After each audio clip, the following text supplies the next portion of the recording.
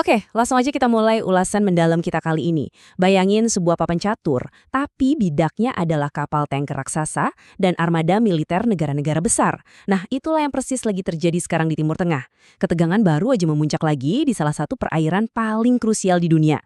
Hari ini, kita bakal bedah tuntas apa yang sebenarnya terjadi, apa taruhannya, dan gimana pihak-pihak yang terlibat ini lagi saling unjuk gigi dalam sebuah permainan geopolitik yang super menegangkan. Terus, kenapa sih kamu harus peduli sama perairan ini?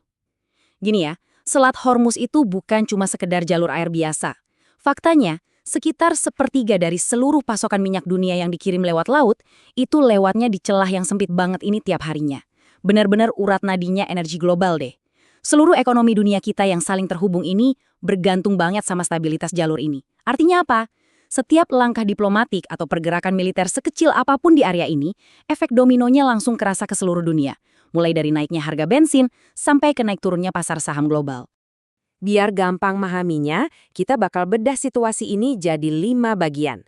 Mulai dari ketegangan di Selat Hormuz, peringatan dari Amerika Serikat, respons militer Iran, isi MOU pertengahan Juni, sampai ke jadwal negosiasi berikutnya. Oke, kita masuk ke bagian pertama. Ketegangan di Selat Hormuz pasca dialog di Doha. Jadi ceritanya, tepat setelah pembicaraan tidak langsung di Doha itu kelar, malah terjadi kebuntuan. Inti gesekannya tuh kelihatan jelas banget. Di satu sisi, Amerika Serikat bersikeras buat mempertahankan status quo. Mereka maunya kondisi perairan itu tetap kayak sekarang, nggak ada yang diubah sama sekali. Tapi di sisi lain, Iran punya tuntutan yang beda. Mereka minta supaya semua kapal tanker itu wajib ngikutin jalur navigasi yang udah ditetapin khusus sama Iran. Nah, perbedaan visi yang benar-benar nabrak ini nih yang jadi sumber utama masalahnya. Hal ini bawa kita ke bagian kedua, peringatan keras dari Amerika Serikat. Pesan dari Washington ini nggak main-main. Berdasarkan sumber dari Amerika Serikat, mereka bilang gini, setiap kemajuan soal urusan pencairan aset-aset Iran yang lagi dibekuin, itu bergantung mutlak sama kepatuhan penuh mereka terhadap MOU yang udah disepakati.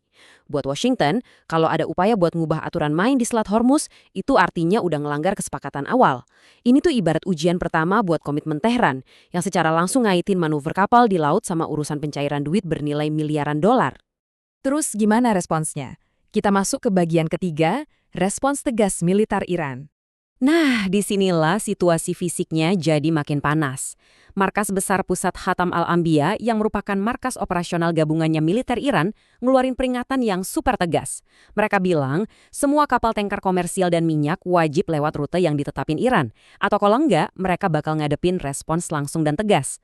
Wah, pernyataan ini otomatis bikin resiko eskalasi naik drastis dong.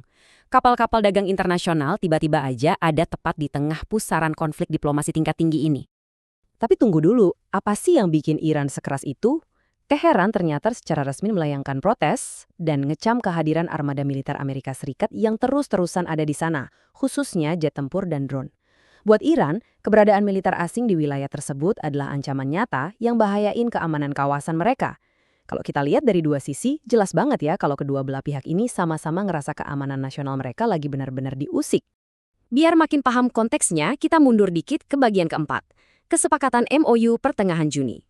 Jadi, apa sih sebenarnya aturan main yang sekarang lagi di ujung tanduk ini? Ada 3 komponen utamanya. Pertama, gencatan senjata selama 60 hari. Kedua, pencabutan blokade Angkatan Laut Amerika Serikat terhadap pelabuhan-pelabuhan di Iran. Dan yang ketiga, Selat Hormuz harus dibuka penuh buat lalu lintas internasional.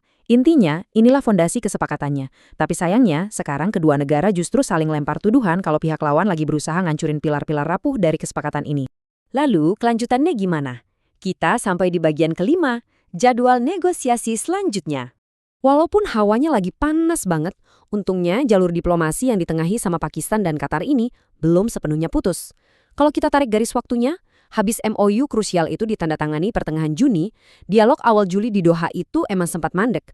Tapi penundaan ini sebenarnya lebih karena masa berkabung dan pemakanan mantan pemimpin tertinggi Iran, Ayatullah Ali Khamenei.